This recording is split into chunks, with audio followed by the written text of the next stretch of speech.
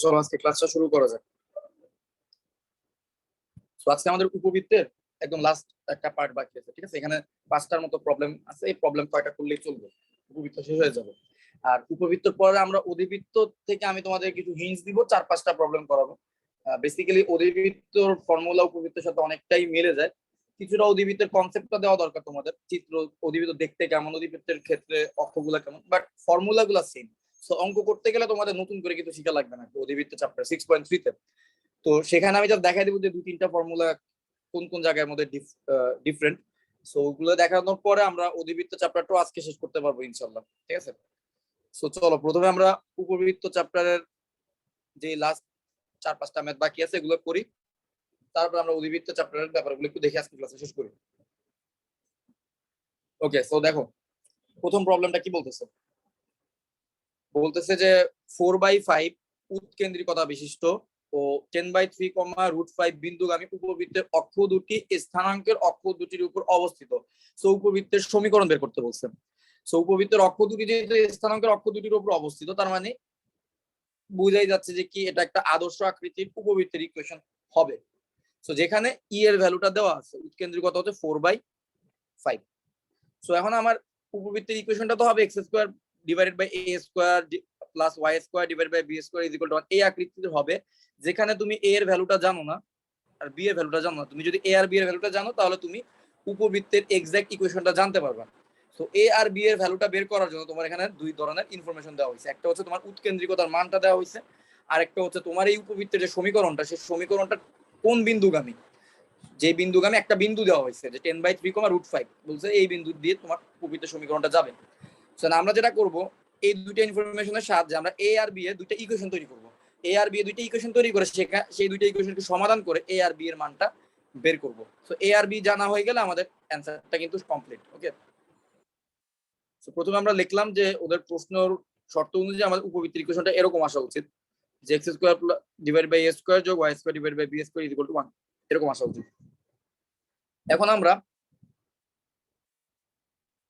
এখন হচ্ছে আমরা আমাদের প্রশ্ন মতে আমরা কি কি লিখতে পারি দেখো। প্রশ্ন মতে যেহেতু উৎকেন্দ্রিকতা হচ্ছে 4/5, that means E is equal to হচ্ছে 4/5। সো আমরা যদি হোল স্কয়ার করে দিই, so e² is equal two পাচ্ছি 16/25। আবার আমরা সবাই জানি e² এর ভ্যালু কত, 1 মাইনাস ছোট স্কয়ার বাই বড় স্কয়ার, মানে 1 minus b² by a² is equal to 16/25। Okay, so এখান থেকে দেখো আমরা b² আর a² একটা রিলেশন কিন্তু পেয়ে যাবো। So 1 minus 16/25 is equal to হচ্ছে b² বাই a²। আমি মাইনাস b² বাই a² কে রাইট হ্যান্ড সাইডে নিয়ে গেলাম। তো 1 মাইনাস 16/25 করলে কত আসে, এটা আসবে হচ্ছে 25 মাইনাস 16 ডিভাইডেড বাই 25, মানে হচ্ছে 9/25। ওকে, ইট মিন্স হচ্ছে এখানে লিখে ফেলি একসাথে 9/25 ইজ ইকুয়াল টু হচ্ছে b² বাই a²।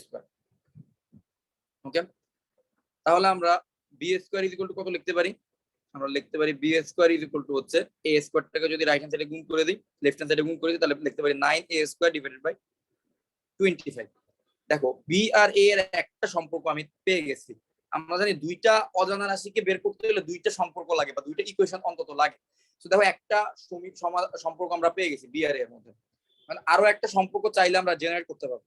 কিভাবে জেনারেট করতে পারবো দেখো, আমাদের প্রশ্নে কি বলছে, প্রশ্নে বলছে আমাদের উপবৃত্তটা কোন বিন্দুগামী, 10/3 আর √5 বিন্দুগামী। তাহলে আমাদের x² divided by a² plus y² divided by b² is equal to 1। এই উপবৃত্তটা 10/3, √5 বিন্দুগামী। তার মানে x এর জায়গায় যদি আমি 10/3 বসাই, y এর জায়গায় যদি আমি √5 বসাই, সেটা কি করবে, আমার উপবৃত্তটা স্যাটিসফাই করবে এই দুইটা বিন্দু বসাইলে। আচ্ছা, সো 10/3 হোল স্কয়ার করলে কি হবে, 10² মানে হচ্ছে 100 আর 3² মানে হচ্ছে 9, তারপর হচ্ছে 9a² যোগ √5a² মানে তো হচ্ছে 5। আবার একটা জিনিস দেখো, b² ইজ ইকুয়াল টু আমি কত জানি, 9a² ডিভাইড বাই 25 না। তো আমি b² এর পরিবর্তে দেখো এই জায়গা থেকে 9a² বাই 25 এটাকে এখানে বসায় দেব। সো b² এর পরিবর্তে বসায় দেব 9a² divide by 25, right hand সাইডে 1 থাকবে। সো আমি এখানে কত পাচ্ছি, 100 ডিভাইডেড বাই 9a² এখন যদি আমার 25টা উপরে চলে যায় তাহলে এটা কত হবে? 5 × 25, সরি, এটা হয়ে যাবে 5 × 25 divided by 9a square. Okay, is equal to হচ্ছে 1। তো খুবই সিম্পল জিনিস। এখন যদি আমরা দেখো এখানেও 9a স্কয়ার আছে, এখানেও 9a স্কয়ার আছে, তো লসাগু যদি করি 9a স্কয়ার, সো 5 25 হচ্ছে 125, সো 100 যোগ 1 125 is equal to 1, 9a square is equal to 225। তাহলে a square is equal to কত হবে? 225 কে 9 দিয়ে ডিভাইড করলে কত হয়? 25, 25 হয়, 25 হয়। তাহলে আমরা a স্কয়ারের ভ্যালু পেয়ে গেলাম 25। শেষ, আমাদের একটা কাজ শেষ। এখন a স্কয়ারের ভ্যালু যদি 25 হয়, এখন আমরা যদি 1 নম্বর ইকুয়েশনে এখানে যদি আমরা a square is equal to 25 বসাই, তাহলে আমরা এখান থেকে পেয়ে যাচ্ছি b square is equal to 9 × 25 divided by 25, cancel out করলে b square is equal to 9। সুতরাং আমাদের নির্ণয় ইকুয়েশনটা কি হচ্ছে? x স্কয়ার ডিভাইডেড বাই 25 মানে হচ্ছে a স্কয়ারের value plus y square divided by b স্কয়ারের ভ্যালু হচ্ছে 9 is equal to 1। সো এটা হচ্ছে আমাদের রিকোয়ার্ড, এটা হচ্ছে আমাদের কি রিকোয়ার্ড অ্যানসার। একদম সিম্পল প্রবলেম। এই টাইপের প্রবলেমগুলো আগের দিন থেকে করে আসতেছি, আশা করি বুঝতে পারছো। কারো কি কোনো প্রশ্ন আছে এই প্রবলেমটা নিয়ে?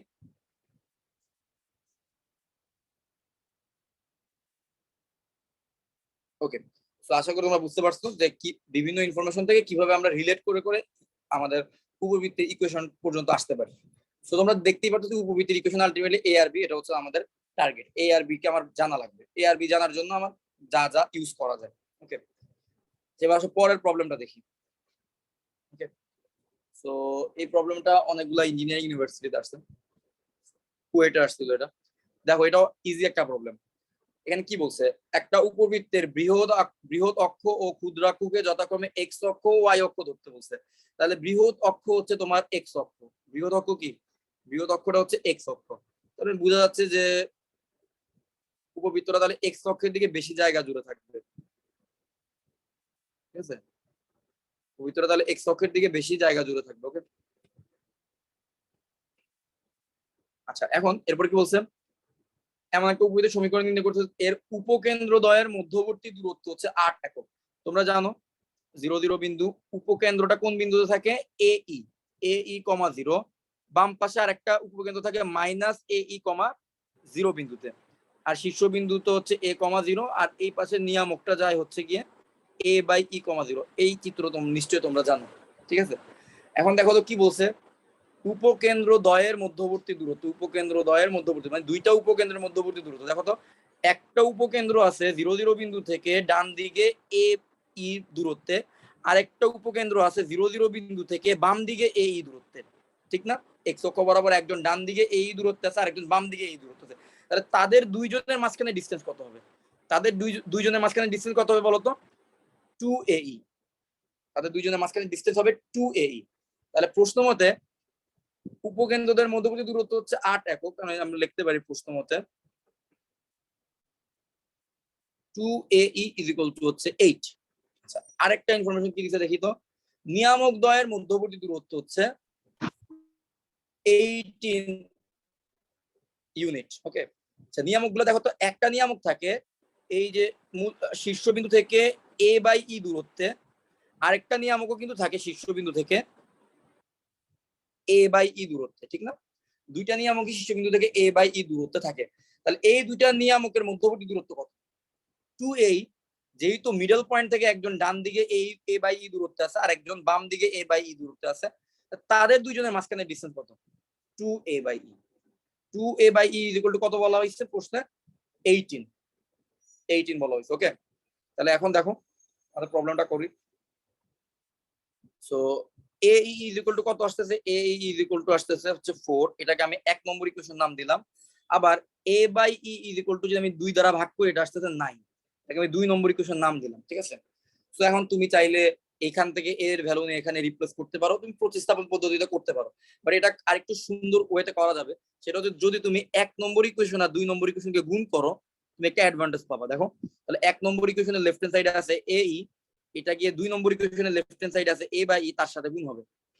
আর 1 নম্বর ইকুয়েশনের রাইট হ্যান্ড সাইডে আছে হচ্ছে 4, এটা গিয়ে 2 নম্বর ইকুয়েশনের রাইট হ্যান্ড সাইডে আছে 9, তার সাথে গুণ হবে। এখন দেখো ই আর ই কাটা, আমি পাচ্ছি a square is equal two 36। a square is equal two যদি 36 হয়, এখন আমরা চাইলে এখান থেকে আমরা ই এর ভ্যালুটা বের করতে পারি, আর ই এর ভ্যালুর সাহায্যে আমরা পরে বি এর ভ্যালুটা বের করতে পারি। দেখো তো আমাদের 1 নম্বর ইকুয়েশনে কি ছিল? 1 নম্বর ইকুয়েশনে ছিল a e is equal to হচ্ছে 4, আমরা যদি হোল স্কয়ার করে দিই a square e square is equal to হচ্ছে 16। আবার আমরা কি জানি e square is equal to কত? e square is equal to আমরা জানি 1 মাইনাস ছোট স্কয়ার বাই বড় স্কয়ার, মানে b square by a square, এটা আমরা জানি ইজ ইকুয়াল টু হচ্ছে 16। এই বাকি ক্যালকুলেশনটুকু এখানে দেখাচ্ছি। আমরা যদি a স্কয়ার দিয়ে গুণ করে দিই তাহলে পাচ্ছি a square minus b square is equal to হচ্ছে 16। That means a square minus 16 is equal to হচ্ছে b স্কয়ার। এখন আমরা একটু আগে বের করলাম a square is equal to কত? a square is equal to হচ্ছে 36, তাহলে 36 মাইনাস 16 ইজ ইকুয়াল টু হচ্ছে b square. That means b square is equal to হচ্ছে 20। মানে আমি a স্কয়ারের মানও জানি, b স্কয়ারের মানও জানি, সুতরাং আমার ইকুয়েশনটা কত হবে? এটার বলার অপেক্ষা রাখে না, ইকুয়েশনটাও আমি জেনে গেছি। ইকুয়েশনটা হয়ে যাবে, তাহলে আমার অ্যানসারটা কত হবে? অ্যানসারটা হবে x square divided by a square মানে হচ্ছে 36 যোগ y square divided by b square মানে হচ্ছে 20 ইজ ইকুয়াল টু 1। সো এটা হচ্ছে আমার রিকোয়ার্ড অ্যানসার। ওকে, বলতো এই প্রবলেম নিয়ে কারো কোনো কনফিউশন আছে? প্রথমে কি বললো? উপকেন্দ্র দুইটার মধ্যবর্তী দূরত্ব বললো 8 একক দেওয়া আছে, নিয়ামক দুইটার মধ্যবর্তী দূরত্ব বললো 8 একক। আমি জানি আমি উপবৃত্তের সমীকরণটা লিখতে হলে আমার a আর b এর মান জানা লাগবে। তো আমি আগে প্রশ্ন অনুসারে দুইটা ইকুয়েশন ফর্ম করলাম। একটা হচ্ছে 2a, যেটা হচ্ছে দুইটা উপকেন্দ্রের মধ্যবর্তী দূরত্ব, 2a is equal to 8, a is equal to 4। আর একটা হচ্ছে 2 into a by e is equal to 18, so a by e is equal to 9। এই দুইটা ইকুয়েশন ফর্ম করলাম। তারপর আমি এই দুইটা ইকুয়েশন থেকে আমরা a আর b এর মানটা বের করে নিয়ে আসলাম। প্রথমে এই দুইটা ইকুয়েশনকে গুণ করলাম, সো আমি এখান থেকে খুব সহজে a এর ভ্যালুটা পেয়ে গেছি, a স্কয়ারের ভ্যালু পেয়ে গেছি। তারপর আবার প্রথম ইকুয়েশনে হোল স্কয়ার করে তার a স্কয়ারের মানটা যখন বসায় দিলাম আর e এর ভ্যালু, e এর ফর্মুলাটা যখন অ্যাপ্লাই করলাম, আমি b স্কয়ারের ভ্যালুটা পেয়ে গেলাম। এটা ক্লিয়ার তোমাদের এই প্রবলেমটা? জি ভাইয়া। ওকে, গুড। চলো থার্ড প্রবলেমটা দেখি। আর দুইটা প্রবলেম করতে হবে, এরপর উপবৃত্ত শেষ। এখানে কি বললো? কোন উপবৃত্তের ক্ষুদ্রাক্ষের দৈর্ঘ্য তার উপকেন্দ্র দ্বয়ের দূরত্বের সমান। আচ্ছা, ক্ষুদ্রাক্ষের দৈর্ঘ্য আর উপকেন্দ্রিক লম্ব হচ্ছে 10। তো উপবৃত্তের উৎকেন্দ্রিকতা ও উপবৃত্তের সমীকরণ বের করতে বলছে। আচ্ছা, সো কেউ কি আমাকে হেল্প করতে পারবা? প্রশ্ন মতে আমাকে, আমি এখান থেকে দুইটা ইকুয়েশন লিখতে পারবো, সে দুইটা ইকুয়েশন কি কি হবে একটু বলতে পারবা? ক্ষুদ্রাক্ষের দৈর্ঘ্য তার উপকেন্দ্র দ্বয়ের দূরত্বের, ক্ষুদ্রাক্ষের দৈর্ঘ্য তার কোন উপবৃত্তের ক্ষুদ্রাক্ষের দৈর্ঘ্য তার উপকেন্দ্র দ্বয়ের দূরত্বের সমান। এখান থেকে আমরা কি লিখতে পারি বলতো? কোন ইকুয়েশনটা ফর্ম করতে পারি? 2b equals to 2ae. 2b is equal to 2a। So এটা হচ্ছে একটা ইকুয়েশন, তার মানে b is equal to হচ্ছে a। ফার্স্ট ইকুয়েশনটা হয়ে গেল। আচ্ছা, এবার অন্য কেউ একজন বলো তো, এখানে যে বললো উপকেন্দ্রিক লম্বের দৈর্ঘ্য 10, এখান থেকে আমি কি লিখতে পারি?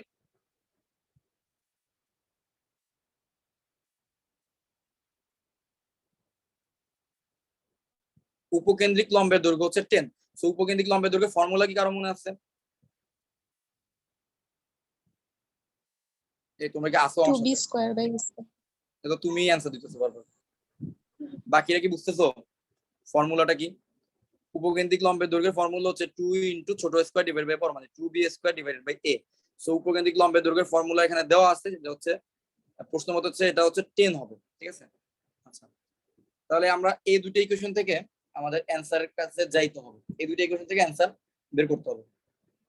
ওকে, এই প্রবলেমটা বুয়েটে আসছিল 2009-10 সালে। ওকে, আচ্ছা তো দেখি কিভাবে বের করা যায়। তো দেখো এইখান থেকে আমরা কি লিখতে পারি? 2b square is equal to হচ্ছে 10a। সো আমরা লিখতে পারি b square is equal to হচ্ছে 5a, ঠিক না? এটা লিখতে পারি। তাহলে আমরা টোটাল দুইটা ইকুয়েশন পাইলাম, একটা হচ্ছে b is equal two a আর একটা হচ্ছে b square is equal two 5a। আচ্ছা, এখন একটা কাজ করি, এক নম্বর ইকুয়েশনটাকে কাজ করি, এক নম্বর ইকুয়েশন থেকে আমরা কাজ সমাধান করার চেষ্টা করি। এক নম্বর ইকুয়েশনটাকে আমরা স্কয়ার করি, স্কয়ার করলে কি হবে? এক নম্বর ছিল b is equal two a, আমরা এখানে পাবো b square is equal two a square e square. So আমরা এখান থেকে লিখতে পারি b square is equal two a square into e square এর মান হচ্ছে কত? 1 মাইনাস ছোট স্কয়ার বাই বড় স্কয়ার মানে হচ্ছে b square by a square. Okay, আচ্ছা আমি এখান থেকে পাচ্ছি বি স্কোয়ার এ স্কোয়ার যদি গুণ করে এ স্কোয়ার মাইনাস বি স্কোয়ার। ওকে আচ্ছা তারপর আমরা কি পাচ্ছি এখান থেকে মাইনাস বি স্কোয়ারটা এই পাশে নিয়ে আসলে 2b square is equal two A square. আবার দেখো 2b স্কোয়ারের ভ্যালু আমরা যে 10 এ সেটা জানি, 2b স্কোয়ারের ভ্যালু যে 10 এ সেটা কিন্তু জানি। ওকে তাহলে আমরা এখানে লিখতে পারি কি 10a is equal to a square, that means a square minus 10a is equal to হচ্ছে 0। আমরা যদি এখান থেকে কমন নিয়ে আমরা পাবো a into a minus 10 is equal to হচ্ছে 0, that means a is equal to 0 তো কখনোই হওয়া পসিবল না, কারণ a is equal to যদি 0 হয় তাহলে তোমার উপবৃত্তের ইকুয়েশন তো x স্কয়ার ডিভাইড বাই 0 চলে আসবে, যেটা কখনোই হওয়া পসিবল না। তার মানে হচ্ছে a minus 10 is equal to 0, এখান থেকে আমরা a is equal to 10 লিখতে পারি। ঠিক আছে তাহলে a এর ভ্যালুটা আসছে হচ্ছে 10, a এর ভ্যালু যদি 10 চলে আসে এবার আমরা চাইলে b এর ভ্যালুটাও বের করে ফেলতে পারি। আচ্ছা দেখো আমরা কি জানি B square is equal to হচ্ছে 5 এ, তাহলে আমরা লিখতে পারি B square is equal to হচ্ছে 5 into 10, that means B square is equal to হচ্ছে 50। ওকে সো আমরা a ইজ ইকুয়াল টু পেয়ে গেলাম 10, B square is equal to 50, আমাদের কাজ কিন্তু শেষ। বি স্কয়ার ভ্যালু জানি, a এর ভ্যালুও জানি। আচ্ছা এখন আমাদের কি বের করতে বলছিল আর ও আচ্ছা উৎকেন্দ্রিকতা বের করতে বলছে, এটা তো সহজ উৎকেন্দ্রিকতা। তাহলে আমাদের প্রথম প্রশ্নের आंसर উৎকেন্দ্রিকতা e is equal to root over 1 minus ছোট স্কয়ার বাই বড় স্কয়ার, ছোট স্কয়ার মানে হচ্ছে বি স্কয়ার যেটা হবে 50 ডিভাইড বাই বড় স্কয়ার হচ্ছে 10 স্কয়ার মানে a স্কয়ার যেটা হচ্ছে 100। সো 50 বাই 100 মানে হচ্ছে বেসিক্যালি 1 মাইনাস হাফ, পাচ্ছি হচ্ছে e is equal to 1 minus half মানে হচ্ছে হাফ, এক থেকে হাফ বিয়োগ করলে হাফ থাকে 1 বাই রুট 2, এটা হচ্ছে e এর ভ্যালু। আর 2 নম্বর হচ্ছে পরাবৃত্তির ইকুয়েশনটা কি হবে x square divided by a square মানে হচ্ছে a এর ভ্যালু 10, 10 স্কয়ার যোগ y square divided by b square এর ভ্যালু হচ্ছে 50 ইকুয়াল টু 1। সো এটা হচ্ছে আমাদের অ্যানসার। ওকে তাহলে আমাদের উপবৃত্তে এই প্রবলেমটাও সলভ হলো। এই প্রবলেমটা বুয়েটে 2009-10 সালে আসছিল, 2009-10 সেশনে বুয়েট ভর্তি পরীক্ষা আসছিল। ঠিক আছে সো এটাও দেখা গেল কি মোটামুটি সহজ একটা প্রবলেম। তো আজকের দিনে যে প্রবলেমগুলো এগুলা মেইনলি আমাদের উপবৃত্তের ইকুয়েশন বের করা রিলেটেড প্রবলেম, কিন্তু এখানে আমাদের যেটা করতেছে যে উপবৃত্তের ইকুয়েশন বের করতে গেলে যে আমাদের এ আর বি বের করা লাগে, এই এ আর বি এর দুইটা করে সম্পর্ক দিয়ে দিচ্ছে ওরা কোনো না কোনো ভাবে, ওই দুইটা সম্পর্ক থেকে আমরা সমাধান করে এ আর বি এর মানটা বের করে নিয়ে আসতেছি। ভাইয়া হ্যাঁ বলো। এর মান তো একটা 0 আর একটা 10 আসছে না, হ্যাঁ এখানে 0 না এসে যদি আরেকটা অন্য কোনো ভ্যালিড মান থাকতো। আচ্ছা এখন এই জিনিসটা হওয়া পসিবল না, এর কি একাধিক মান এভাবে আসা পসিবল নাকি, একাধিক ভ্যালিড মান কি আসা পসিবল দাঁড়াও একটু চিন্তা করে দেখি। একই উপকেন্দ্রিক লম্বের জন্য কি ভিন্ন ভিন্ন এর মান দিয়ে একই কি পসিবল? আচ্ছা আচ্ছা আমি তোমায় বলি শুনো, এর ভ্যালু যদি নেগেটিভ, এর ভ্যালু নেগেটিভ, আচ্ছা একাধিক মান যদি আসেও, ঠিক আছে একাধিক মান যদি আসে তাহলে তোমার উপবৃত্তির ইকুয়েশন দুইটা আসবে, যদি তোমার ওই একাধিক মানের জন্য যদি তোমার ইকুয়েশন গুলো ভ্যালিড থাকে তাহলে দুইটা আসবে উপবৃত্তির ইকুয়েশন। জিরো আসে তাই জিরো তো কখনোই পসিবল না, এই জন্য আমরা জিরোটাকে বাদ দিয়ে দিচ্ছি। দুইটার কথাই তাহলে বলেন যে দুইটা উপবৃত্তির ইকুয়েশন আসলে দুইটা হঠাৎ এ আসবে দুইটা বি আসবে। হ্যাঁ দুইটাই কোয়েশ্চেন আসবে। না দুইটা আসলে তাহলে দুইটা এ দুইটা বি দুইটা হ্যাঁ, উপবৃত্তির ইকুয়েশন আসবে আর কি, যে দুইটা দুইটা দুইটা করে। উপবৃত্তির ইকুয়েশন সেম কন্ডিশনকে স্যাটিসফাই করবে। ঠিক আছে ঠিক আছে শেষ। ওকে এবার হচ্ছে 4 নম্বর প্রবলেম। কি বলছে, একটা সরলরেখা দিল দিয়ে বলতেছে যে y = x - 5 সরলরেখাটি 9x² + 16y² = 144 উপবৃত্তকে স্পর্শ করে। এরপরে বলতেছে স্পর্শ বিন্দুর স্থানাঙ্ক বের করতে বলতেছে। ওই যেমনটা আমি শুরুর ক্লাসে বলছিলাম স্পর্শ হইতে গেলে কি হবে, দুইটা জিনিস হওয়া পসিবল, একটা সরলরেখা তিনটা কেস হওয়া পসিবল। ঠিক আছে হয় সে এই উপবৃত্তটাকে ছেদই করবে না, অথবা সে দুইটা বিন্দুতে ছেদ করবে যেটা হবে ছেদক রেখা, অথবা সে একটা বিন্দুতে স্পর্শ করবে যেটা হবে স্পর্শ। এই তিনটা কেসের বাইরে কোনো কিছু আসা পসিবল না। তো যদি আমার সরলরেখাটা ছেদই না করে তাহলে তুমি সরলরেখার ইকুয়েশন, সরলরেখা ও উপবৃত্তকে, উপবৃত্তের যে ইকুয়েশন আছে না তাকে যদি তুমি সমাধান করো, সমাধান করে নো সলিউশন, কোনো সলিউশনই তুমি পাবা না, কোনো এক্স এর ভ্যালু বা কোনো ওয়াই এর ভ্যালু তুমি বের করতে পারবে না, অসংজ্ঞায়িত কিছু একটা আসবে। জিরো আসবে নাকি বা x এর অসংখ্যায়িত value- আসবে? আচ্ছা, নো সলিউশন মানে কিন্তু জিরো কিন্তু একটা সলিউশন, এক্স এর মান জিরো একটা সলিউশন, ঠিক আছে, কিন্তু এখানে কোনো এক্স এর ভ্যালিড কোনো মানই আসবে না, ঠিক আছে। দেখা যাবে এক্স এর ভ্যালু চলে আসছে, ভূত চলে আসছে জটিল, ভূতটা চলে আসবে জটিল, ঠিক আছে, এক্স এর মান চলে আসবে সামথিং আই, এরকম কিছু একটা চলে আসবে, যে জিনিসটা রিয়েল নাম্বারের জন্য তো পসিবল না, ঠিক না, তাহলে আমাদের কার্টেসীয় স্থানাঙ্ক ব্যবস্থার জন্য তো ওই জিনিসটা পসিবল না। আর যদি এটা ছেদক রেখা হয়, যেমন এই সেকেন্ড কেসটা, সেই ক্ষেত্রে এক্স এর টু সলিউশন থাকবে, দুইটা সলিউশন থাকবে, দুইটা ভুজ পাওয়া যাবে, দুইটা কোটি পাওয়া যাবে, দুইটা ভিন্ন ভিন্ন হবে। আর যদি এটা স্পর্শক হয় তাহলে কি হবে, এক্স এর টু সলিউশন পাওয়া যাবে, বাট কি হবে, দুইটাই সেম হবে, এক্স এর দুইটা মানই সেম হবে। যদি একটা দ্বিঘাত সমীকরণকে সমাধান করে এক্স এর দুইটা সেম মান পাওয়া যায়, তুমি বুঝে নিবা যে কি আসলে ওই দ্বিঘাত সমীকরণটা, এই দেখো তাহলে এই সরলরেখাটা আর এই যে উপবৃত্তটা, তাহলে বোঝা যাবে কি তারা একটা বিন্দুতে জাস্ট টাচ করছে বা ছেদ করছে, তারা এই সরলরেখাটা এই উপবৃত্তকে ছেদ করে যায়নি, জাস্ট একটা বিন্দুতে টাচ করছে, তার মানে এই সরলরেখাটা হবে এই উপবৃত্তের কি স্পর্শক, ঠিক আছে। তো এটা হচ্ছে কি কনসেপ্ট আর কি।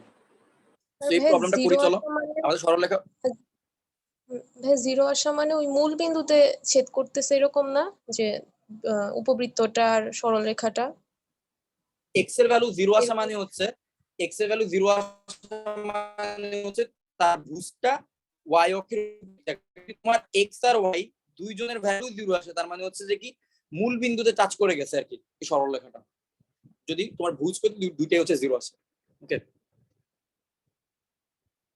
দেখো আমার সরলরেখা হচ্ছে y equal to x minus 5, আর আমার উপবৃত্তটা হচ্ছে 9x square plus 16y square is equal to 144।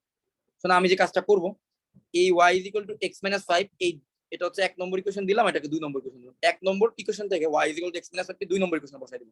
তো আমি কি পাচ্ছি, 9x স্কয়ার প্লাস 16 y এর জায়গায় বসে যাবে x minus 5 whole square is equal to 144, পাচ্ছি 9x square plus 16 into x square minus 10x plus 25, 144, 9x square plus 16x square minus 160x, 16 আর 25 গুণ করলে কত হয়, 400 না, 400 minus 144 is equal to 0, কত পাচ্ছি আলটিমেটলি 9x square আর 16x square কে হলো 25x square minus 160x, আর এখানে আসছে 256 is equal to 0।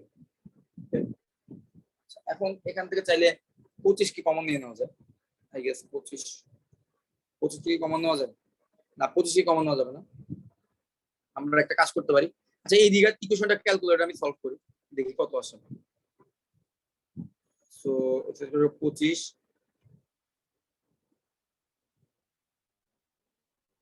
তারপরে ভাই a মাইনাস b x এর আকারে যোগ প্রকাশ করে মাইনাস 160, কোনটা না, এটাকে a মাইনাস b বলো, আকারে নিয়ে যেতে, এই যে লাস্ট ইকুয়েশনটাকে a মাইনাস b আকারে নিয়ে যেতে পারলে ভালো হতো না, তাহলে একবার বের হয়ে যেত। x minus something whole square এরকম, না, হ্যাঁ হ্যাঁ whole square, a minus b whole স্কয়ারের হ্যাঁ ইয়েতে। ওইভাবে করা যাবে, ওইভাবে করা যাবে, ওইভাবে করা যাবে, সমস্যা নেই। তাহলে এখানে একটু 5 কমন নিতে হবে, 5 কমন নেই, 5 কমন নিয়ে নিলে 5 দিয়ে যদি ভাগ করি তাহলে আমি কত পাচ্ছি, 5x স্কয়ার মাইনাস 160 কে যদি আমরা 5 দিয়ে ডিভাইড করি আমরা পাবো 32x যোগ, ও 256 কে তো 5 দিয়ে ডিভাইড করা যাবে না। আচ্ছা তাহলে দাঁড়াও, তাহলে আমরা কাজ করতে পারি, এটাকে লিখতে পারি 5x whole square minus 2 into 5x into, এখানে করতে কত লাগে আর 10, মানে 16 লাগে তাই না, হ্যাঁ 16 যোগ 16 স্কয়ার, তো 16 স্কয়ারের ভ্যালু কত, ও আমাদের তো ডাইরেক্ট ফর্মুলাই পড়ে গেছে, বাহ ভালোই তো। হ্যাঁ এটাই। তাহলে হচ্ছে এটা হয়ে যাচ্ছে যে 5x minus 16 whole square is equal to 0, that means 5x minus 16 is equal to 0 implies 5x is equal to 16 implies x is equal to 16 by 5। দেখো তুমি একটা দ্বিঘাত সমীকরণ সমাধান করলা, তোমার দুইটা মান আসার কথা, হ্যাঁ দুইটা মানই আসছে, বাট দুইটা মান হচ্ছে সিমিলার, যেমন এখানে 5x minus 16 হোল স্কয়ার, তো তাহলে এখানে আসছে basically 5x minus 16 into 5x minus 16, তার মানে তোমার x এর দুইটা মানই আসছে হচ্ছে 16 by 5, x এর দুইটা মানে 16/5 করে আসছে। তাহলে তুমি কি বুঝতে পারতেছো, তুমি একটা সরলরেখা যদি আসলে এই সরলরেখাটা যদি আসলে এই উপবৃত্তটাকে ছেদ করতো, তাহলে তুমি ভুজ পাইতা দুইটা ভিন্ন ভিন্ন দুইটা ভুজ পাইতা। ছেদবিন্দুটা দুটো ভিন্ন ভিন্ন জায়গায় হইতো না, কিন্তু তুমি ছেদবিন্দু এক জায়গায় দুইটা পাচ্ছ। ঠিক আছে, তার মানে বোঝা যাচ্ছে যে এই সরলরেখাটা উপবৃত্তটাকে স্পর্শ করতে, ছেদ করা না।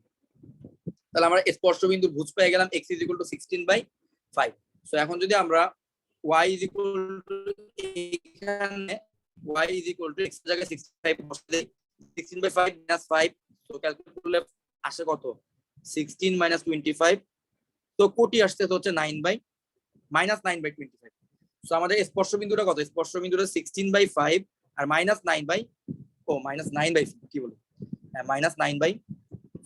সো এটা হচ্ছে আমাদের স্পর্শ বিন্দু। আর এখানে হচ্ছে আমরা যেহেতু x এর সমাধান একটা আসছে, তাই আমরা বলতে পারি যে আমাদের এই সরলরেখাটা উপবৃত্তটাকে স্পর্শ করছে। ঠিক আছে, এই জিনিসটা তাহলে এখানে প্রমাণিত হয়ে গেল। আরো একটা মেথড আছে জিনিসটা প্রমাণ করে, সেটা হচ্ছে তার নিশ্চয়কের মান। তোমরা কি নিশ্চয়কের ব্যাপারটা জানো? নিশ্চয়ক, দ্বিঘাত সমীকরণে নিশ্চয়কের মান যদি 0 আসে, তাহলে তুমি বলে দিতে পারবা যে ওই দ্বিঘাত সমীকরণটা কি করছে, একটা বিন্দুতে স্পর্শ করছে। তাহলে ওইভাবে করা যেতে পারতো। আমরা এখানে সমীকরণ, কিন্তু আমরা ওইটা করলে আমাদের সমস্যা হইতো, আমাদের আলটিমেটলি ইকুয়েশনটা সমাধানই করা লাগতো। তো এই কাজটুকু আমাদের করাই লাগতো, আমরা এই কাজটুকু করে নিলাম। ঠিক আছে, আবার একটু বলতেছি সবার জন্য। আমাকে একটা সরলরেখা দিয়ে বলা হয়েছিল যে সরলরেখাটা প্রমাণ করো যে এই উপবৃত্তটাকে স্পর্শ করছে। তো আমরা যেটা চিত্র থেকে দেখতেছি, স্পর্শ যদি করে তাহলে এই সরলরেখা আর এই উপবৃত্তের ছেদবিন্দু একটা মাত্র পাওয়া যাবে, ছেদবিন্দু একাধিক পাওয়া যাবে, মানে একটা মাত্র ছেদবিন্দু পাওয়া যাবে। আমরা সেটাই করলাম। এই সরলরেখার y এর মানটা, সরলরেখা থেকে y = x - 5 টা উপবৃত্তের মধ্যে x - 5 বসায় দিছি। পরে যখন আমরা এটা x এর একটা দ্বিঘাত সমীকরণ চলে আসছে, সেই দ্বিঘাত সমীকরণকে সমাধান করার পরে x এর বিন্দু পাইছি, ভুজ পাইছি একটা, সো কোটিও পাইলাম একটা। তাহলে একটা বিন্দু যেহেতু পাওয়া গেছে একটা দ্বিঘাত সমীকরণ থেকে, বোঝা যাচ্ছে সরলরেখাটা উপবৃত্তটাকে স্পর্শ করছে। ঠিক আছে, তো আশা করি প্রবলেমটা বুঝতে পারছো। দেখো এখন হচ্ছে লাস্ট প্রবলেম, এই চ্যাপ্টারের লাস্ট প্রবলেম। ঠিক আছে, দেখো বলছে কি, উপবৃত্তের একটি উপকেন্দ্র ও তার নিকটতম নিয়ামকের দূরত্ব হচ্ছে 40 এবং উৎকেন্দ্রিকতা 3/4 হলে উপকেন্দ্রিক লম্বের দৈর্ঘ্য কত। আবার একটু চিত্রের দ্বারস্থ হই, যারা ইমাজিন করতে পারতেছ না তাদের জন্য চিত্রটা কি বলছে একটু বোঝার চেষ্টা করো।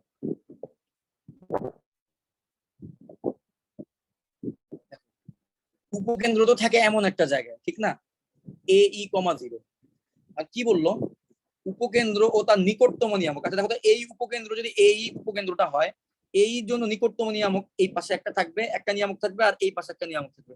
তো অবশ্যই বুঝতে পারতেছো যে বাম পাশে যে নিয়ামক রেখাটা থাকবে, সেই নিয়ামক রেখাটা কিন্তু এই জন্য নিকটতম নিয়ামক রেখা হবে না। তাহলে এই উপকেন্দ্রটার জন্য নিকটতম নিয়ামক রেখা হচ্ছে এইটা, এই ডান পাশেরটা, বাম পাশেরটা কিন্তু হবে না, এইটা কিন্তু নিকটতম নিয়ামক না। তাহলে এখন আমরা যদি খেয়াল করি, এটা হচ্ছে তার কেন্দ্র, কেন্দ্র থেকে এই যে কেন্দ্র থেকে এই নিয়ামক পর্যন্ত দূরত্ব হচ্ছে a/e, আর কেন্দ্র থেকে এই যে দেখো উপকেন্দ্র পর্যন্ত দূরত্ব হচ্ছে AE। তাহলে আমাদেরকে বললো উপকেন্দ্র ও তার নিকটতম নিয়ামকের দূরত্ব হচ্ছে 40। তার মানে আমাদের আসলে কি বললো বলতো, এই হচ্ছে উপকেন্দ্র, আর উপকেন্দ্র থেকে এই হচ্ছে নিয়ামক, তার এই দূরত্বটা হচ্ছে কত, এই দূরত্বটা হচ্ছে 14 সেন্টিমিটার বা 14 একক। ঠিক আছে, তাহলে এই দূরত্বটা হচ্ছে 14। এখন এই দূরত্বটা পাওয়ার জন্য আমার কি করা লাগবে, আমি কেন্দ্র থেকে যদি নিয়ামক পর্যন্ত দূরত্ব থেকে, কেন্দ্র থেকে উপকেন্দ্র পর্যন্ত দূরত্বকে বিয়োগ করে দেই, তাহলে আমি কিন্তু উপকেন্দ্র থেকে নিয়ামকের দূরত্বটা পেয়ে যাব। ওকে, সেটা আশা করি তোমরা বুঝতে পারতেছো। দেখো এই দূরত্বটা হচ্ছে দেওয়া আছে প্রশ্নে, এই দূরত্বটা হচ্ছে 14। এই দূরত্ব পাওয়ার জন্য কি করতে হবে, আমার a/e থেকে এই বিয়োগ করে দিতে হবে। তাহলে এটা হচ্ছে গিয়ে 14, এটা প্রশ্ন মতে আমরা এই জিনিসটা পাই। এবং প্রশ্নে আরো একটা জিনিস বলা হয়েছে, সেটা হচ্ছে কি উৎকেন্দ্রিকতা E = কত, E হচ্ছে 3/4। তাহলে এই দুইটা ইনফরমেশন থেকে আমার কি করতে হবে, a আর b এর ভ্যালু বের করে নিয়ে আসতে হবে। ওকে, একদম সিম্পল একটা প্রবলেম, এটা বোর্ড পরীক্ষায় আসা প্রবলেম। E এর ভ্যালু 3/4 আমরা এখানে বসাই দিলে তো a এর ভ্যালুটা পেয়ে যায়, তাই না? তাহলে আমরা এখানে e এর জায়গায় 3/4 বসাই দিতে পারি, -a × 3/4 = 40। পাচ্ছি সব মিলে 4a / 3 - 3a / 4 = 14। সো এখান থেকে ক্যালকুলেট করলে যদি a কমন নিয়ে নাও, তাহলে পাচ্ছ 4/3 - 3/4 = 14। সো 12, আর এখানে আসতেছে 16 - 9।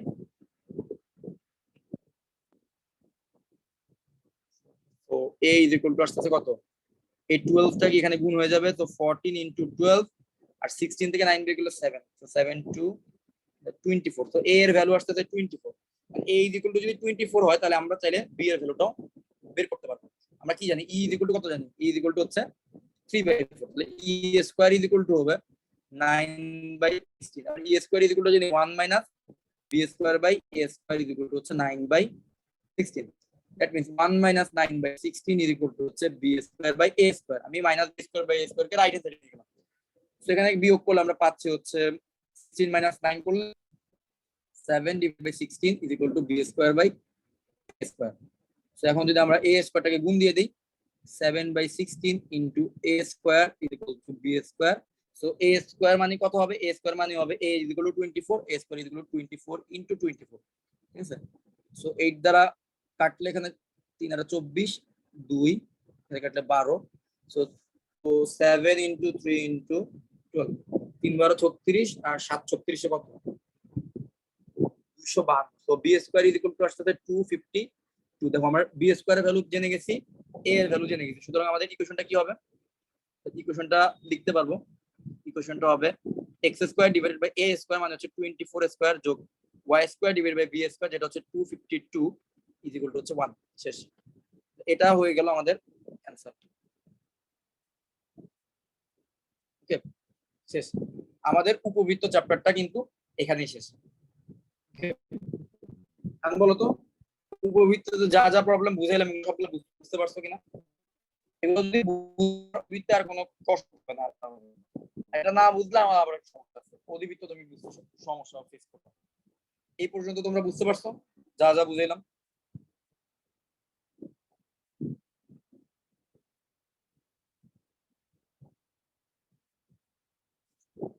আসো আমার সাথে নাকি আমি একা একাই ক্লাস করতেছি? ভাইয়া বুঝছি। জি স্যার বুঝছি। ওকে বুঝছি স্যার। ওকে ওকে ওকে, তোমরা একটু রেসপন্স করো, ঠিক আছে? মানে নাইলে মনে হয় যে আমি পুরো রোবট।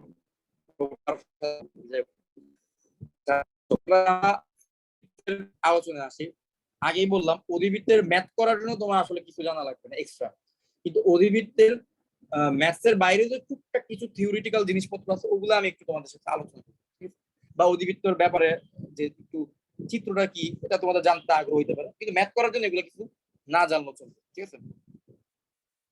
তো চলো অধিবৃত্ত রিলেটেড একটু জিনিস, কয়েকটা জিনিস ইম্পর্টেন্ট ওগুলো জেনে নেই। ফর্মুলা শিটটা দেখাবো, তারপর হচ্ছে প্রবলেম কয়েকটা দেখাইলে আমাদের চ্যাপ্টারটা শেষ। সো এরপর হচ্ছে আমরা এমসিকিউ সলভিং ক্লাসটা সম্ভবত আমরা ইয়াতে করব। তো হচ্ছে এমসিকিউ সলভিং ক্লাসটা করব তোমাদের বৃহস্পতিবার ইনশাআল্লাহ। আর তোমাদের এক্সামটা যদি তোমরা বৃহস্পতিবার দিতে যাও তো তাহলে আমি এমসিকিউ সলভিং ক্লাসটা মঙ্গলবারে করাবো।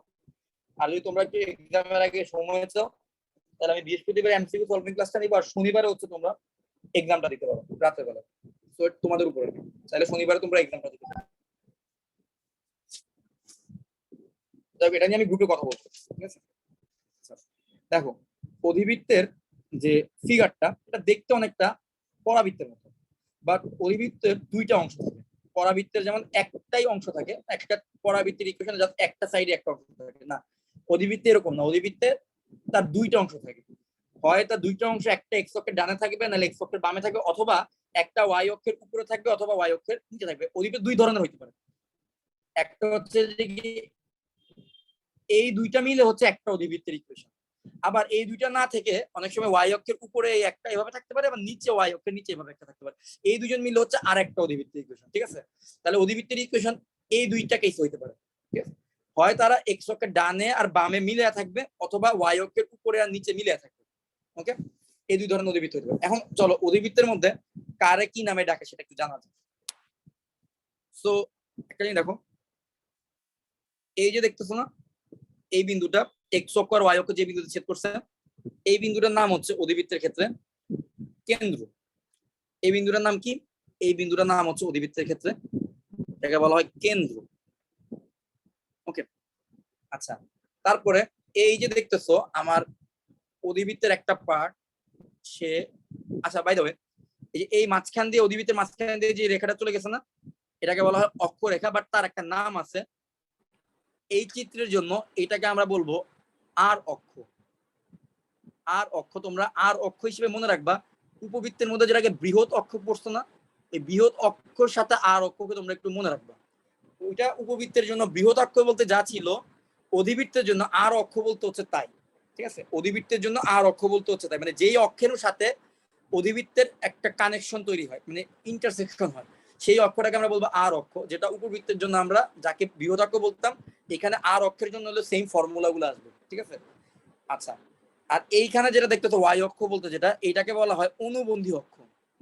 যেটা উপবৃত্তের ক্ষেত্রে তোমরা ক্ষুদ্রাক্ষ পড়ছো না, এটাকে হচ্ছে অধিবৃত্তের ক্ষেত্রে অনুবন্ধী অক্ষ বলা হয়। ক্ষুদ্রাক্ষর সমতুল্য জিনিস হচ্ছে অনুবন্ধী অক্ষ, ক্ষুদ্রাক্ষের সমতুল্য জিনিস কি? অনুবন্ধী অক্ষ। তাহলে এটা হচ্ছে কেন্দ্র, আর এই দুটো হচ্ছে, একটা হচ্ছে আর অক্ষ আর একটা হচ্ছে অনুবন্ধী অক্ষ। আচ্ছা, তারপরে এই যে দেখতেছে এই অধিবৃত্তের এই পাশে একটা বিন্দু দেখতেছো না, এই বিন্দুটা হচ্ছে তার উপকেন্দ্র বা ফোকাস। তাহলে উপকেন্দ্র অধিবৃত্তের ক্ষেত্রে কয়টা থাকবে? দুইটা থাকবে। যেহেতু অধিবৃত্ত আছে হচ্ছে টোটাল দুইটা, তাহলে অধিবৃত্তের এইদিকে একটা উপকেন্দ্র, বামে একটা উপকেন্দ্র, ডানে একটা উপকেন্দ্র দেখতেছি আমরা। তাহলে উপকেন্দ্র হচ্ছে দুইটা। তারপরে দেখো অধিবৃত্তটা আর অক্ষের সাথে যেই বিন্দুতে ছেদ করছে, দেখো অধিবৃত্ত এবং আর অক্ষের যে ছেদবিন্দুটা, এই ছেদবিন্দুর নাম আছে।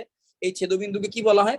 এই ছেদবিন্দুকে বলা হয় হচ্ছে গিয়ে শীর্ষ। এই ছেদবিন্দুকে কি বলা হয়? শীর্ষবিন্দু।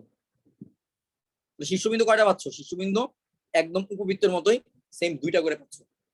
আচ্ছা, তারপরে দেখো উপকেন্দ্র দিয়ে এই যে একটা লম্ব চলে গেছে না, এই দেখো এই উপকেন্দ্র দিয়ে বামে একটা গেল, এখানে ডানে একটা গেল, এই লম্ব গুলাকে কি বলা হয়?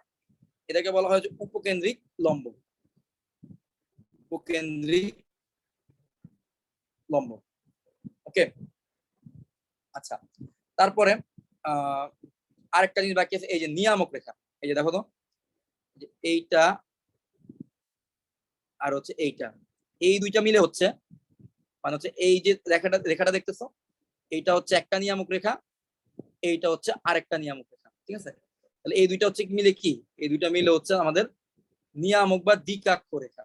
ওকে, আর আরেকটা জিনিস একটু দেখো, কেন্দ্র থেকে একটা শীর্ষ পর্যন্ত দূরত্বটাকে আমরা বলতেছি এ, আর এই কেন্দ্র থেকে এই শীর্ষ পর্যন্ত দূরত্বটাকে আমরা কি বলতেছি?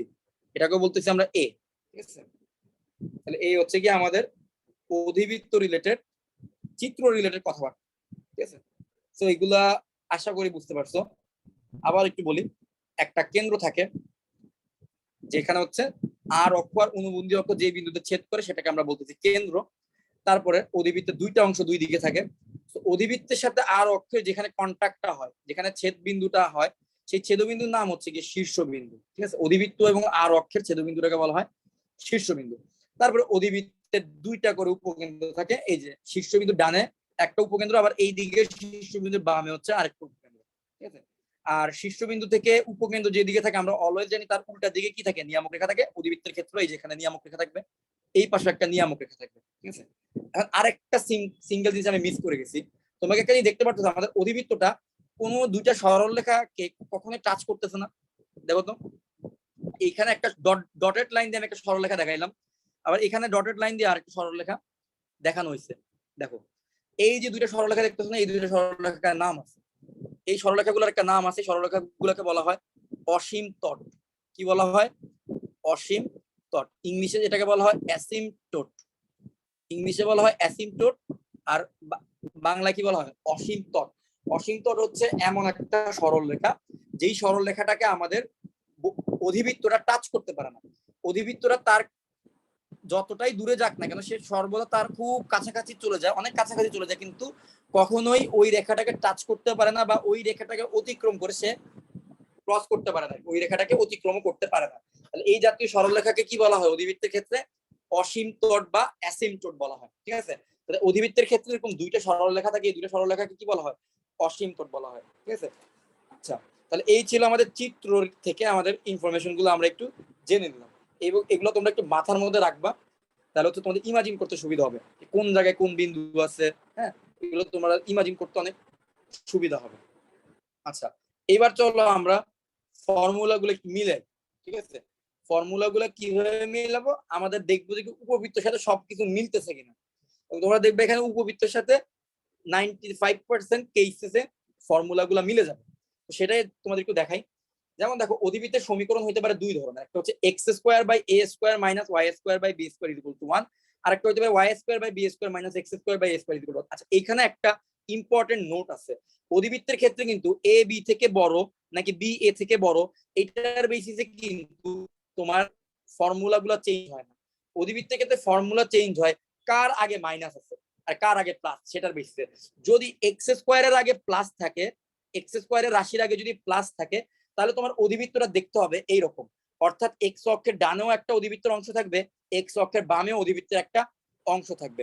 আর যদি অধিবৃত্তের ইকুয়েশনটা এমন হয় যে ওয়াই স্কোয়ারের সাথে হচ্ছে প্লাস চিহ্ন আর এক্স স্কোয়ারের সাথে হচ্ছে মাইনাস চিহ্ন, সেটাকে আমরা বলি অধিবৃত্তের সেকেন্ড টাইপ।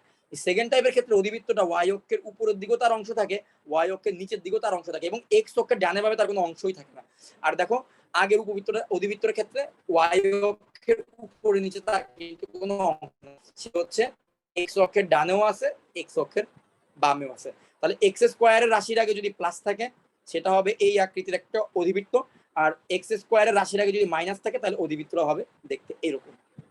ওকে, এবং x square by a square minus y square by b square equal to 1, এই অধিবৃত্তটার ফর্মুলাগুলা সিমিলার হবে উপবৃত্তের কার ফর্মুলার সাথে, x square by a square যোগ y square by b square equal to 1, যেখানে এ হচ্ছে বি থেকে বড়। এই কেসের সাথে এই প্রথম টাইপের ফর্মুলাগুলা হুবহু মিলে যাবে, x square by a square minus y square by b square equal to 1। এইটার ফর্মুলাগুলা এ যখন বি থেকে বড় হয় তখন উপবৃত্তের ফর্মুলাগুলো যেমন হয় ওই উপবৃত্তের ফর্মুলার সাথে এই অধিবৃত্তের ফর্মুলাগুলো মিলে যাবে। ঠিক আছে, তো একটু দেখো ম্যাচ করো। কেন্দ্রের স্থানাঙ্ক, কেন্দ্রের স্থানাঙ্ক কত বলা হয়েছে? কেন্দ্রের স্থানাঙ্ক হচ্ছে 0 0 বিন্দু। আমরা উপবৃত্ত দেখছিলাম কেন্দ্রের স্থানাঙ্ক 0 0 হয়, সো অধিবৃত্তের ক্ষেত্রে কেন্দ্রের স্থানাঙ্ক 0 0। আমরা উপকেন্দ্রের স্থানাঙ্ক উপবৃত্তের ক্ষেত্রে কি দেখছিলাম? প্লাস মাইনাস এ ই কমা 0, অধিবৃত্তের ক্ষেত্র প্লাস মাইনাস এ ই কমা 0। শীর্ষবিন্দুর স্থানাঙ্ক আমরা উপবৃত্তের ক্ষেত্রে কি দেখছিলাম? প্লাস মাইনাস এ কমা 0, এখানেও হচ্ছে প্লাস মাইনাস এ কমা 0। তিনটা ফর্মুলা পুরোপুরি মিলে গেছে। তারপরে আসো নিয়ামকের পাদবিন্দুর স্থানাঙ্ক, নিয়ামকের সাথে অক্ষরেখার যে ছেদবিন্দু সেটা আমরা কি দেখছিলাম? A by e comma 0, plus minus a by e comma 0, এটাও মিলে গেছে। নিয়ামকের সমীকরণ আমরা উপবৃত্তে কি দেখছিলাম? X is equal to plus minus a by e, এটাও মিলে গেছে। উপকেন্দ্রিক লম্বের দৈর্ঘ্য আমরা কি দেখছিলাম? 2 ইনটু ছোট স্কয়ার বাই বড়, বাট এখানে কিন্তু বি আর এ কে ছোট কে বড় এই জিনিসগুলো ম্যাটার করবে না, এইটা ম্যাটার করবে না। কিন্তু তুমি ওই যে কি করবা, তুমি যখন দেখবা এক্স স্কয়ারের রাশির আগে প্লাস আর ওয়াই স্কয়ার রাশির আগে মাইনাস, তখন তুমি এটাকে এ হচ্ছে বি থেকে বড় এইটা ধরে উপবৃত্তের ফর্মুলাগুলোর সাথে ম্যাচ করবা। সো উপবৃত্তের ফর্মুলা যখন এ বি থেকে বড় হয় তখন তো আমাদের উপকেন্দ্রিক লম্বের দৈর্ঘ্য আসে 2b square by A. So এই ফর্মেটের জন্য অধিবৃত্তের ফর্মুলা তুমি কি বসাই দিবা? 2b স্কয়ার বাই এ। আর আমরা কি জানি উপকেন্দ্রিক লম্বের সমীকরণ আমরা জানি উপকেন্দ্রিক লম্বটা উপকেন্দ্র দিয়ে যায়, আর উপকেন্দ্রটা হচ্ছে প্লাস মাইনাস এ ই কমা 0। সুতরাং উপকেন্দ্রিক লম্বের সমীকরণও হবে x is equal to plus minus a, সবগুলাই ম্যাচ করতেছে। উৎকেন্দ্রিকতাই হচ্ছে একমাত্র জিনিস যেটার মধ্যে একটু ম্যাচ করবে না। সেখানে কোন জায়গায় ম্যাচ করবে না? আমাদের উপবৃত্তের ক্ষেত্রে √1 minus b square by a square ছিল আমাদের উৎকেন্দ্রিকতা, আর এখানে হচ্ছে √1 plus b square by a, just মাইনাসের জায়গায় প্লাস থাকবে অধিবৃত্তের ক্ষেত্রে। এই একটা ফর্মুলা 7 নম্বর ফর্মুলা যেটা উৎকেন্দ্রিকতা, এই উৎকেন্দ্রিকতা বের করার ক্ষেত্রে মাইনাসের জায়গায় প্লাস বসানো লাগে। তো এই জায়গায় হচ্ছে একটু ডিফারেন্স আছে। আবার দেখো আর অক্ষ, যেটাকে আমি বলছিলাম কি তুমি বৃহদাক্ষের সাথে এটাকে কম্পেয়ার করবা। সো বৃহদাক্ষের দৈর্ঘ্য 2a হইলে আর অক্ষের দৈর্ঘ্য হবে 2a। অনুবন্ধী অক্ষকে বলছিলাম ক্ষুদ্রাক্ষের সাথে কম্পেয়ার করবা, ক্ষুদ্রাক্ষের দৈর্ঘ্য যদি 2b হয় অনুবন্ধী অক্ষের দৈর্ঘ্য হবে 2b। তারপরে তুমি আর অক্ষের সমীকরণ তো বুঝতেই পারবে, আর অক্ষ তো বৃহদাক্ষ, আর উপবৃত্তের প্রথম কেসে তো বৃহদাক্ষ এক্স অক্ষ থাকে, এক্স অক্ষের সমীকরণ কি হয়? y = 0। আবার অনুবন্ধী অক্ষ তো এই জাতীয় উপবৃত্তের ক্ষেত্রে অনুবন্ধী অক্ষ হচ্ছে ক্ষুদ্রাক্ষটা থাকে হচ্ছে কি y অক্ষ। আর অধিবৃত্তের ক্ষেত্রে আমি কি বলছিলাম? উপবৃত্তের যেটা ক্ষুদ্রাক্ষ তাকে অনুবন্ধী অক্ষের সাথে কম্পেয়ার করবা, তাহলে এইখানে কি হবে? x = 0 হবে অনুবন্ধী অক্ষের সমীকরণ। উপকেন্দ্র দুইটার মধ্যবর্তী দূরত্ব, যেমনটা আমরা উপবৃত্তের ক্ষেত্রে ফর্মুলা প্রবলেম করে আসলাম যে দুইটা এই কেন্দ্র থেকে একজন এই দূরত্ব থাকে, কেন্দ্র থেকে আরেকজন এই দূরত্ব থাকে, তাহলে দুইজনের মধ্যবর্তী দূরত্ব হচ্ছে 2a। সেখানে তাই বলছে দেখো উপকেন্দ্রদ্বয়ের মধ্যবর্তী দূরত্ব হচ্ছে 2a, অসীম তট রেখা সমীকরণ। আচ্ছা এইবার একটা জিনিস তোমাদের খুব বোঝানোর মতো আছে, সেটা তুমি অসীম তট রেখার সমীকরণ তুমি কিভাবে বের করবে? মনে করো তোমার ইকুয়েশন হচ্ছে x square by a square minus y square by b square is equal to 1। তো এই যে তোমার অধিবৃত্তটা দিল, যেহেতু মাঝখানে মাইনাস আছে, অধিবৃত্ত, অধিবৃত্তের জন্য তোমাকে যদি অসীম তটের সমীকরণ বের করতে বলো, তুমি জাস্ট কি করবা, তুমি লিখবা অসীম তট ইজ ইকুয়াল টু কি লিখবা, x square by a square minus y square by b স্কোয়ারই লিখবা। রাইট হ্যান্ড সাইডে যা থাকবে তার পরিবর্তে তুমি জিরো বসাই দিবা, 1 এর পরিবর্তে জিরো বসাই দিবা। এখানে তুমি কি লিখতে পারছো, y square by b square is equal to x square by a square whole square যদি করে দাও কি পাবা, y is equal to plus minus b by a into x. ঠিক আছে, ওয়াই ইকুয়াল টু কি পাচ্ছ, plus minus b by a into x. তাহলে অসীম তট রেখার সমীকরণ বের করার সিস্টেমটা কি, রাইট হ্যান্ড সাইডে 1 এর পরিবর্তে জিরো বসাই দিবা, 1 এর পরিবর্তে জিরো বসাই দিলে ওয়াই ইজ ইকুয়াল টু যা আছে তার লিখে রুট করে দিলেই তোমার কি চলে আসবে, অসীম তটের এই হচ্ছে তোমার দুইটা সরলরেখার সমীকরণ। এই দুইটা সরলরেখাই হচ্ছে তোমার অসীম তট গঠন করবে। ঠিক আছে, তাহলে অসীম তট সরলরেখা বের করার সিস্টেমটা হচ্ছে এরকম, তুমি এভাবে বের করতে পারো। উপবৃত্তে অধিবৃত্তের যে ইকুয়েশন থাকবে সেই ইকুয়েশনের রাইট হ্যান্ড সাইডটাকে জিরো ধরবা, জিরো ধরে তারপরে তুমি বলে রুট করে দিলেই তোমার হচ্ছে সরলরেখার ইকুয়েশনটা বের হয়ে যাবে। দেখো তো এই ছিল আমাদের ফর্মুলাগুলা। আমার মনে হয় এখানে অসীম তট এইটা এক্সট্রা আসছে, অসীম তটের সমীকরণটা এক্সট্রা আসছে, আর উৎকেন্দ্রিকতাটা জাস্ট মাইনাসের জায়গায় এখানে প্লাস আছে। এর বাইরে দেখো তো প্রত্যেকটা ফর্মুলা কিন্তু ম্যাচ করে। সিমিলার ওয়েতে সেকেন্ড কলামের যে ফর্মুলাগুলো তোমরা দেখতে পাচ্ছ, সেকেন্ড কলামের যে ফর্মুলাগুলো, হ্যাঁ, এই ফর্মুলাগুলো হচ্ছে উপবৃত্তেতে যখন আমাদের এ বি থেকে ছোট হয়, এ যখন বি থেকে ছোট আর বি যখন এ থেকে বড় হয়ে যায়, তার জন্য যে ফর্মুলাগুলো আমরা দেখছিলাম সেই ফর্মুলাগুলাই হচ্ছে এই সেকেন্ড কলামের মধ্যে লেখা হয়েছে। তার মানে তোমরা বুঝতেই পারছো ফর্মুলা হচ্ছে অলমোস্ট সিমিলার। ওকে, আচ্ছা, তাহলে এই পর্যন্ত তোমাদের কনসেপ্ট কি ক্লিয়ার? ভাইয়া উৎকেন্দ্রিকতাটাতে প্লাস হচ্ছে কি ওই যে অধিবৃত্তের ক্ষেত্রে উৎকেন্দ্রিকতা গ্রেটার দেন 1 সেই জন্য? অধিবৃত্তের ক্ষেত্রে উৎকেন্দ্রিকতা হচ্ছে গ্রেটার দেন 1, তুমি এভাবে চাইলে মনে রাখতে পারো। অধিবৃত্তের ক্ষেত্রে যেহেতু উৎকেন্দ্রিকতা গ্রেটার দেন 1, আর আমি তাহলে এখানে যদি 1 থেকে কোনো কিছু বিয়োগ করে দিই তাহলে এটা তো ভগ্নাংশ চলে আসার একটা চান্স থাকে, রুট করলে তো ভগ্নাংশই থাকবে। তাহলে আমার এখানে যোগ করতে হবে, 1 এর সাথে কোনো কিছু যোগ করে রুট করলে তার মান আলটিমেটলি কত হবে, 1 থেকে বড়ই হবে। তো এই জন্য হচ্ছে এখানে প্লাস। আর উপবৃত্তের ক্ষেত্রে তো উৎকেন্দ্রিকতার মান 1 থেকে ছোট হওয়ার কথা, এই জন্য আমরা উপবৃত্তের ক্ষেত্রে উৎকেন্দ্রিকতা ফর্মুলায় মাইনাস দিই। ঠিক আছে, এভাবে চাইলে তুমি মনে রাখতে পারো। আচ্ছা, আরো দুই একটা জিনিস তোমাদেরকে বলি, তারপর প্রবলেম সলভিং এ যাই। ঠিক আছে, প্রবলেম সলভ করতে একদমই সময় লাগবে না, কারণ ফর্মুলা যেহেতু সিমিলার। তোমাদের ইম্পর্টেন্ট দুই একটা এমসিকিউ বলে। আচ্ছা, ভার্সিটিতে আসা একটা এমসিকিউ যে পরামিতিক স্থানাঙ্কটা, পরামিতিক স্থানাঙ্কটা একবার একটু বলি। পরামিতিক স্থানাঙ্ক, উপবৃত্তের ক্ষেত্রে পরামিতিক স্থানাঙ্ক কি ছিল? উপবৃত্তের ক্ষেত্রে পরামিতিক স্থানাঙ্ক ছিল x ছিল a cos থিটা আর y ছিল b sin থিটা। আশা করি মনে আছে।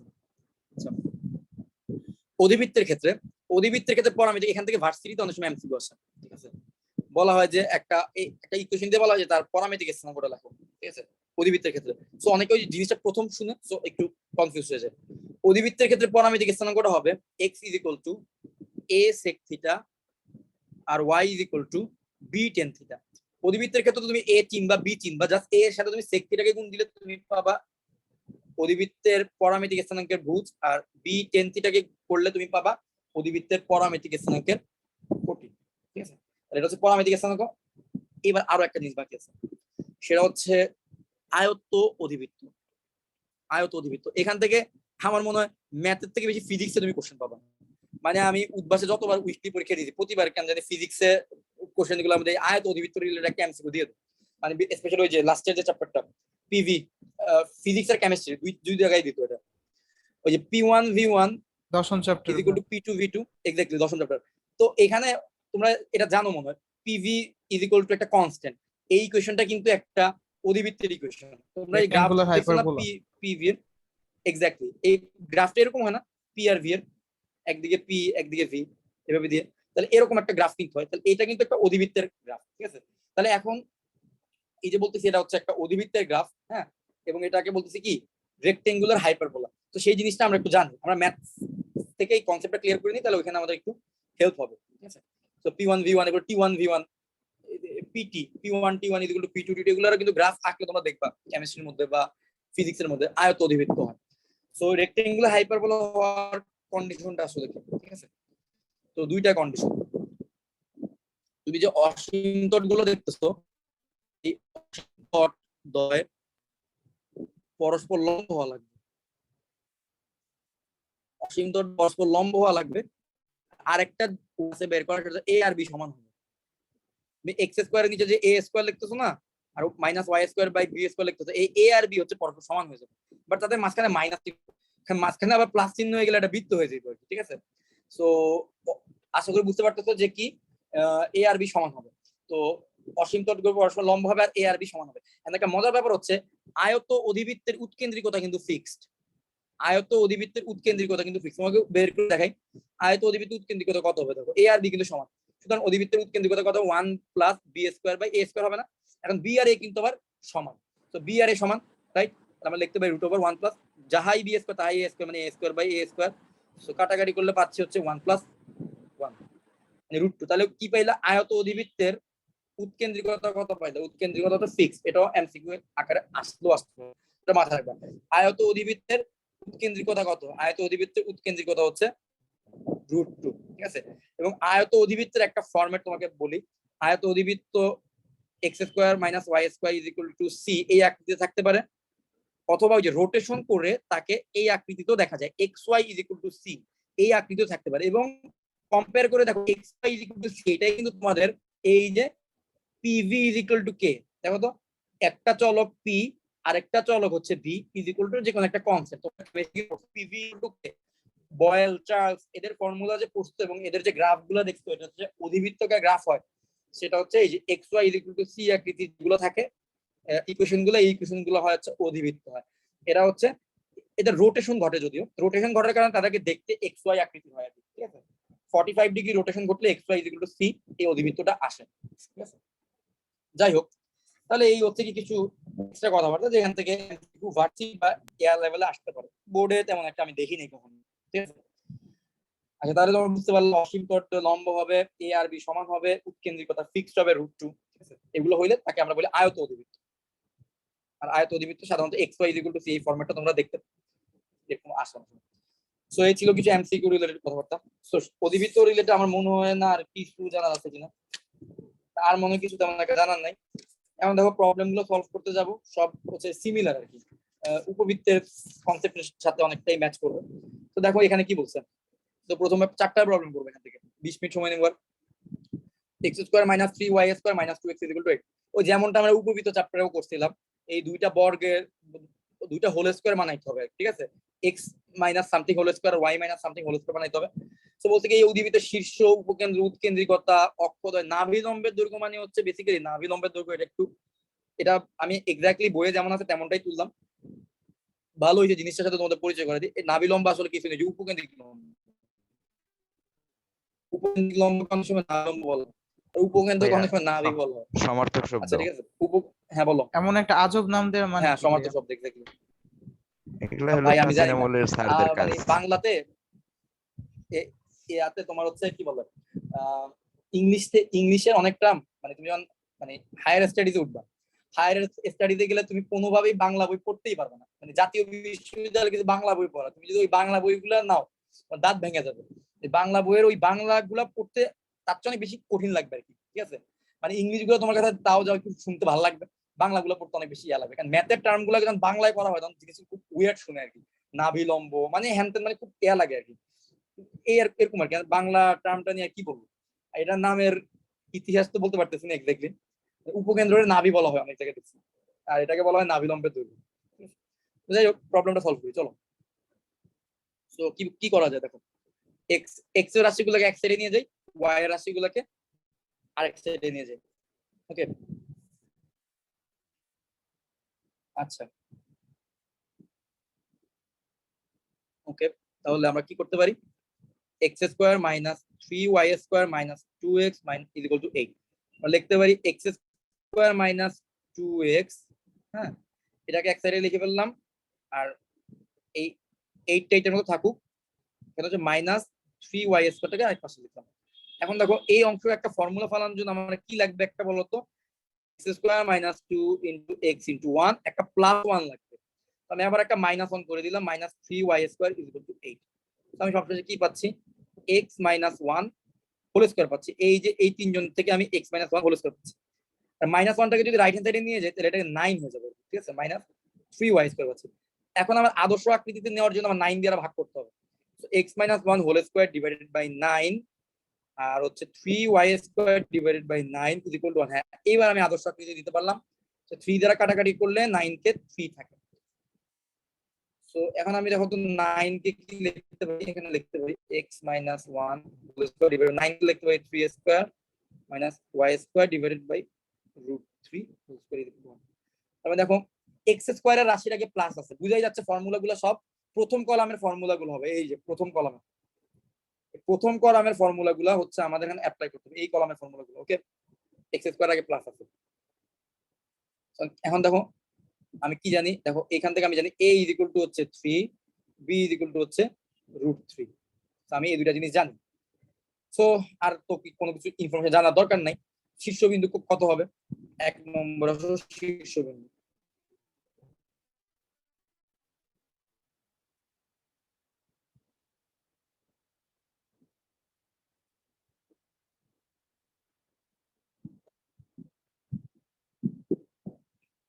আমরা তো জানি শীর্ষবিন্দু কত হয়, অধিবৃত্তের জন্য শীর্ষবিন্দু কত হবে আমরা জানি। উপবৃত্তের জন্য কত, উপবৃত্তের জন্য শীর্ষবিন্দুর ভুজ হয় প্লাস মাইনাস a, শীর্ষবিন্দুর কোটি হয় 0। আমাদের এখানে x এর জায়গায় আছে হচ্ছে x মাইনাস 1 আর a এর জায়গায় আছে হচ্ছে 3, তাহলে x minus 1 is equal to plus minus 3 আর y এর জায়গায় আছে y, তো y ইজ ইকুয়াল টু হচ্ছে 0। তাহলে এই যে, তো এবার তুমি ক্যালকুলেট করলে x এর দুইটা মান পেয়ে যাবা, x minus 1 is equal to plus 3 আবার x minus 1 is equal to minus 3। তো এখানে আমাদের শীর্ষবিন্দু বের হয়ে গেল। ওকে, এবার 2 নম্বর ইনফরমেশন, উপকেন্দ্র। মানে একদম সিমিলার অঙ্ক না, সব দেখবা এই চ্যাপ্টারটা করতে গেলে দেখবা সিমিলার অঙ্ক আর কি। জাস্ট এখানে মাঝখানে মাইনাস আসতেছে, বাট অঙ্ক করতে গেলে ওই a আর b কে ব্যবহার করে একই ভাবে সবকিছু করবা আর কি, ঠিক আছে, আলাদা কিছু নাই। তো উপকেন্দ্র কত হয়, আমরা উপকেন্দ্রের স্থানাঙ্ক জানি। উপবৃত্ত থেকে আমরা জানি উপকেন্দ্রের ভুজ is equal to plus minus ae আর কোটি ইজ ইকুয়াল টু হয় হচ্ছে কি 0, ঠিক আছে, এই আকৃতির জন্য। সো আমি a এর ভ্যালু জানি, a ইজ ইকুয়াল টু হচ্ছে 3, e এর ভ্যালুটা আমার বের করা লাগবে। তো উৎকেন্দ্রিকতাটা একটু বের করে নিই আলাদাভাবে। উৎকেন্দ্রিকতা কত, √1 plus b square by a square. এখন b স্কয়ার মানে হচ্ছে কত, b ইজ ইকুয়াল টু হচ্ছে √3, তাহলে b স্কয়ার মানে হচ্ছে 3, a ইজ ইকুয়াল টু হচ্ছে 3, তাহলে a স্কয়ার মানে হচ্ছে 9। তো আমি এখানে কত পাচ্ছি, e ইজ ইকুয়াল টু কাটাকাটি করলে 1/3, সো 3 লসাগু করলে পাচ্ছি 4, সো এখানে করলে পাচ্ছি 2/√3 পাচ্ছি। ওকে, এটা হচ্ছে উৎকেন্দ্রিকতার ভ্যালু। সুতরাং আমার উৎকেন্দ্রিকতার ভ্যালু যদি 2/√3 হয়, ওকে, তাহলে আমরা x এর জায়গায় আছে কত, x minus 1, x minus 1 is equal to plus minus 2/√3, এর ভ্যালু কত, a ইজ ইকুয়াল টু হচ্ছে 3 ইনটু 2/√3। ওকে, তাহলে x minus 1 is equal to হচ্ছে প্লাস মাইনাস এই √3 দিয়ে কাটলে √3 প্লাস মাইনাস 2√3। সো এখানে আমি ভুজ পেয়ে যাচ্ছি x is equal to minus 1টা রাইট হ্যান্ড সাইডে নিলেই চলবে, আর y ইজ ইকুয়াল টু হচ্ছে 0। তাহলে এই হচ্ছে আমার দুইটা উপকেন্দ্রের ভুজ আর কোটি পাওয়া গেল। তারপর আবার কি বলছে দেখো, নাভিলম্বের দৈর্ঘ্য। সো নাভিলম্বের দৈর্ঘ্য কত হবে, সো আমরা তো জানি এটা হলো উপকেন্দ্রিক লম্বের দৈর্ঘ্য 2b স্কয়ার বাই a, তার মানে হচ্ছে 2 ইনটু b স্কয়ার মানে হচ্ছে √3 স্কয়ার ডিভাইডেড বাই a মানে হচ্ছে 3। সো আলটিমেটলি 2 আসতেছে, √3 স্কয়ার আর 3 কাটাকাটি করলে 2 আসতেছে, শেষ। তো সিমিলার হইতে আমার মনে সবগুলো ইনফরমেশনই তুমি বের করতে পারবা। ওকে, তো বাকি ইনফরমেশন গুলো তোমাদের জন্য থাকলো। ফর্মুলা তো দিয়ে দিয়েছি, ফর্মুলা দেখে দেখে যা বসাবা একদম উপবৃত্তের মতো। তো পরের প্রবলেমটা দেখি চলো। এখানে পরের 2 নম্বর প্রবলেমে বলছে কি, এই অধিবৃত্তটির অসীমতট রেখার সমীকরণ বের করতে বলছে।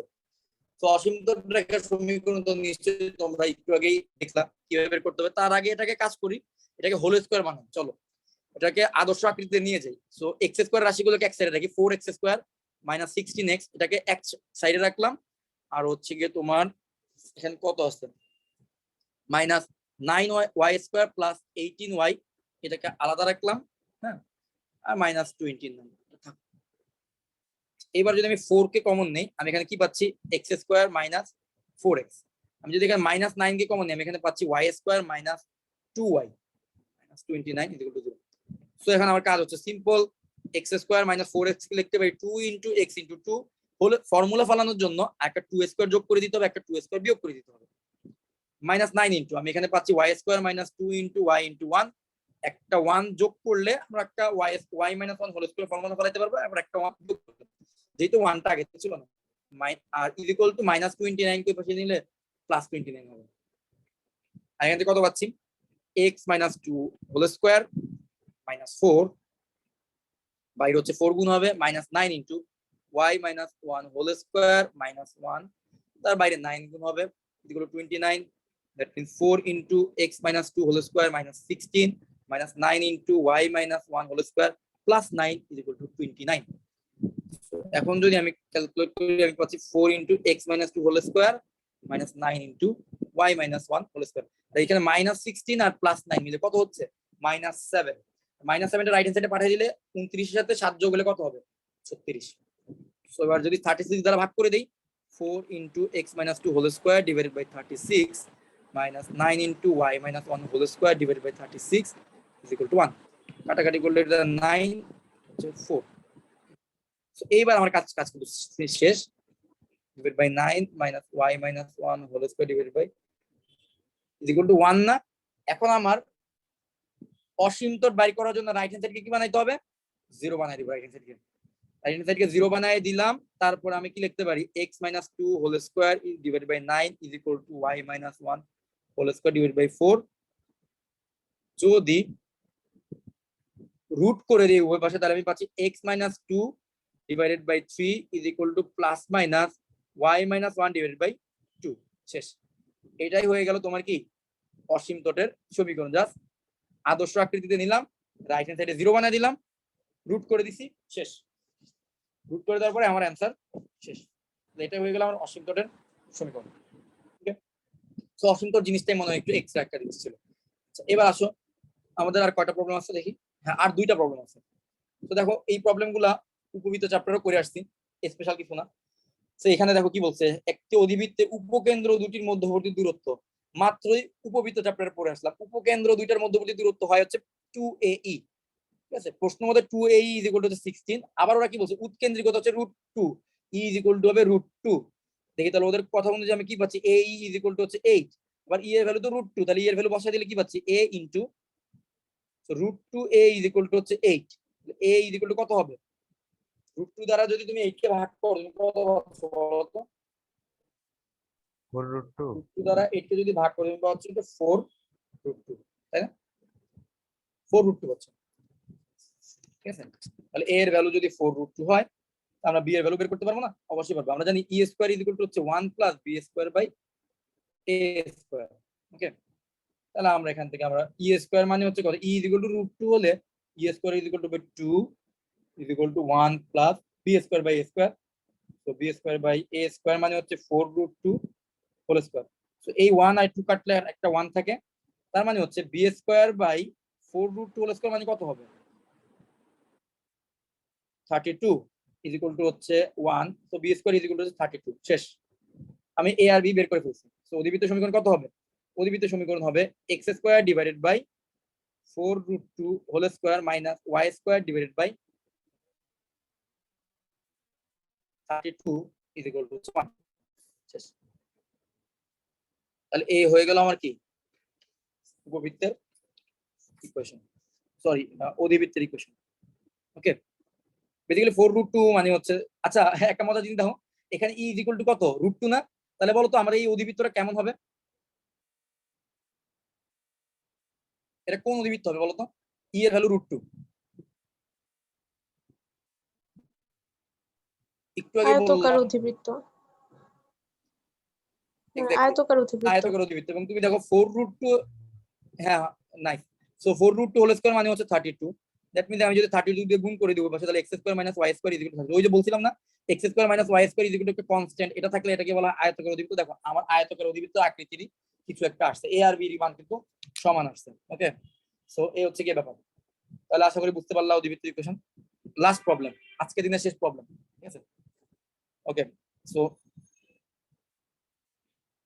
দেখো কি বলছে। সো এই প্রবলেমটা কি করবো, এটা তো একদম পুরান হয়ে গেছে।